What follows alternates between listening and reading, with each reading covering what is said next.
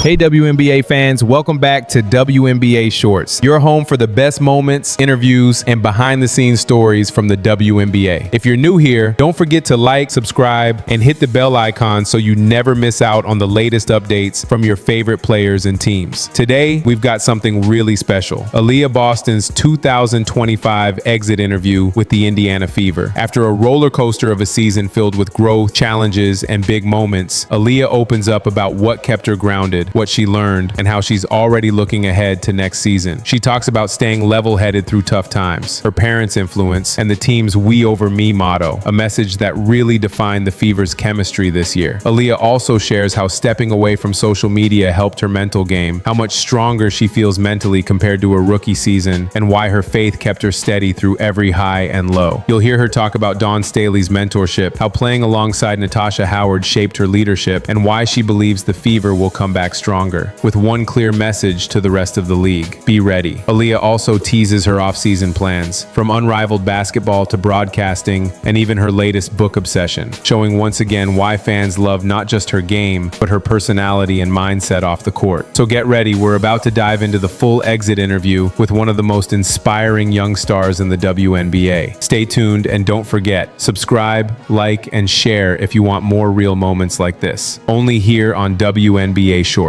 All right, let's roll into it. Here's Aliyah Boston reflecting on the Fever's 2025 season and what's next for her and the team. Fire basketball. Yeah, I think for me, it's always been about staying level-headed, and I feel like there's no better way than to test that when you have a lot of things to adapt to, and I feel like that was kind of the story of our season, and so for me, it just allowed me to just stay calm, focus on the present, and be where my feet are.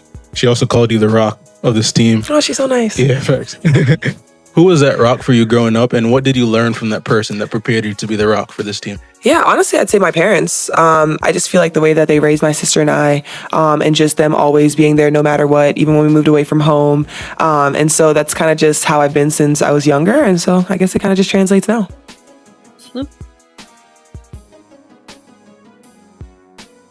The phrase, "we over me," where'd that come from? And how did it evolve during the course of the season?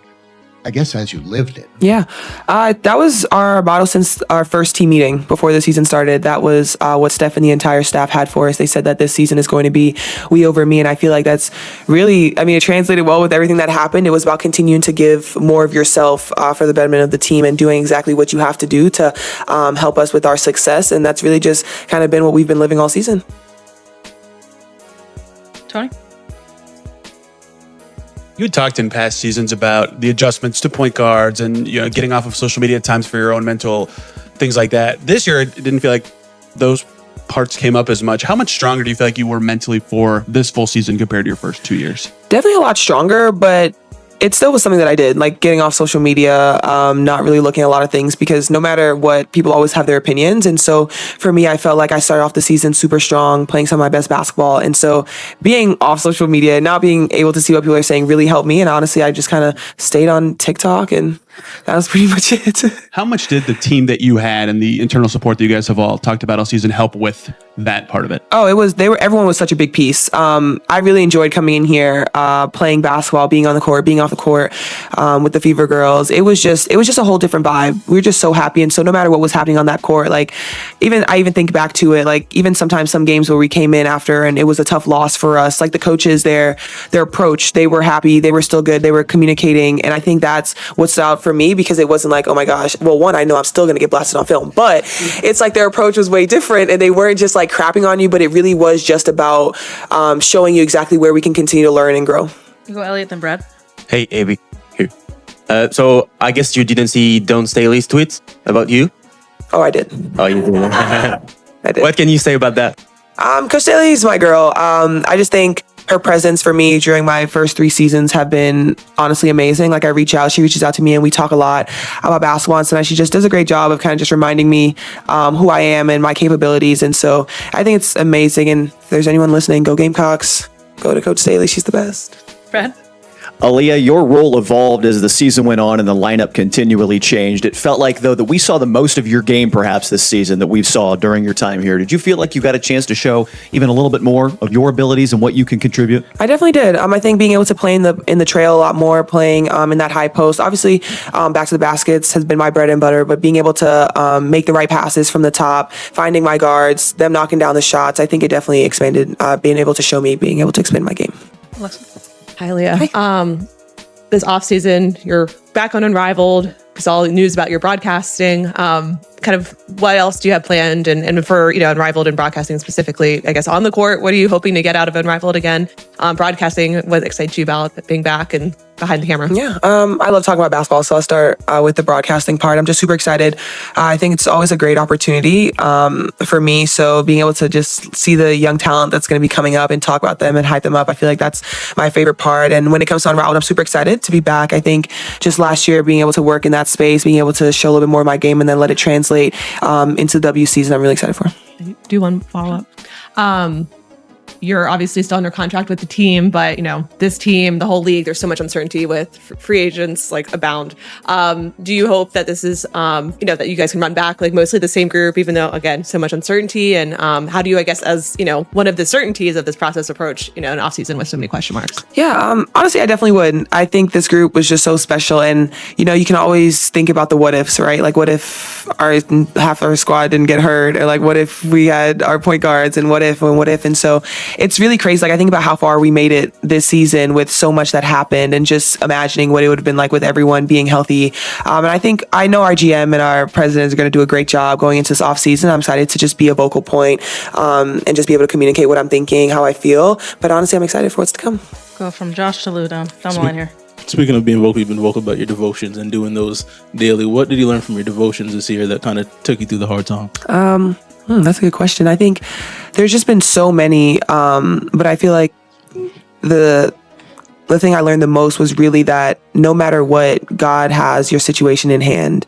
And I remember sometimes too, after people got hurt, especially when Sid and A both went down in Phoenix, I just remember I was crying, I was super emotional. And then my devotions the next day it basically talked about things happen, and sometimes God lets things happen because he wants to be able to show you that he's going to bring you out on the brighter side. And that was something that held me pretty strong throughout the entire season, because no matter what happened, we were in a game 5 in the semifinals. And I know it didn't end the way that we wanted, but this season was just so amazing for me. And it just continued to show God's mercy and faithfulness over this team, no matter what.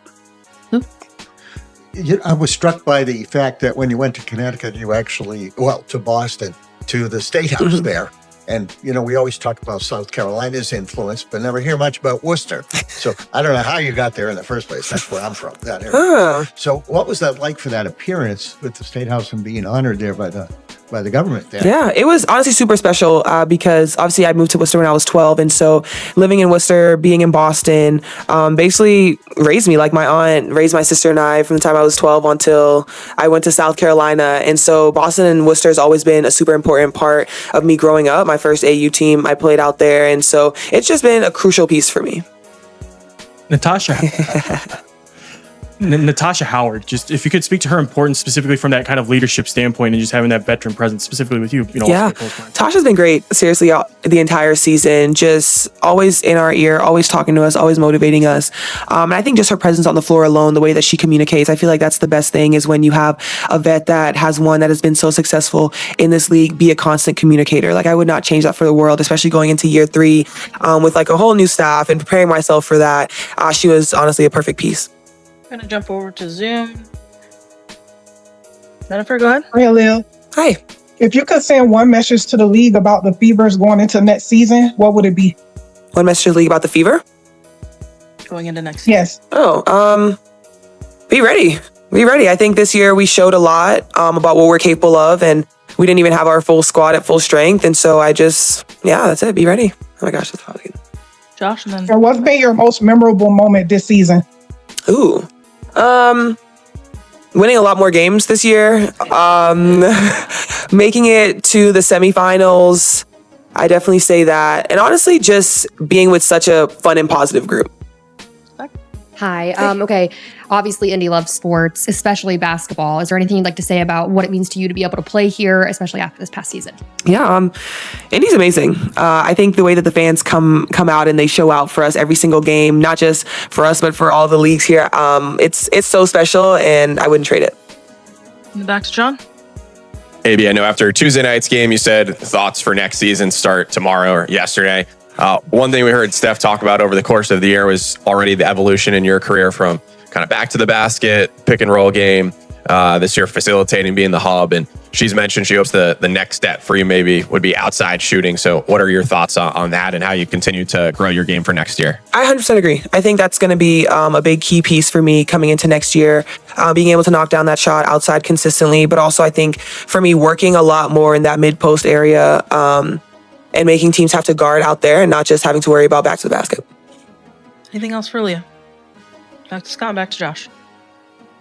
One thing I don't think we had ever heard negatively was about ownership and accountability and all that stuff. Why do you think that really emanated from a positive standpoint and everybody was a willing listener or leading when they needed to? Yeah, I think our owners, our GM, our pres, like everyone when it comes to the Fever continues to pour in, and they know what we need to be just such a successful franchise. And I think they just do a great job. The communication's always open. They always love to hear from us, and vice versa. And I think that's just what makes this group so special.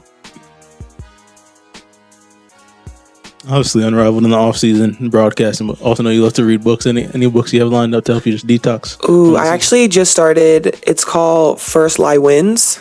And honestly, I was so excited. Thanks for this question. Guys, I've read like 8 books this summer, 8 or 9 books. Like I'm like highly impressed, but I did just start that First Lie Wins. I'll tell you what it's kind of about, even though you didn't ask. But this girl basically gets this like job and she's like dating this guy and we don't know what the job is. But then this other girl comes and it's like her name, her old name, because they get like fake identity. So now she's confused as to why the girl's here. And so that's where I'm at right now. So I think the tea's really about to get good because I don't know why they sent the other girl there when she was already there. But hey.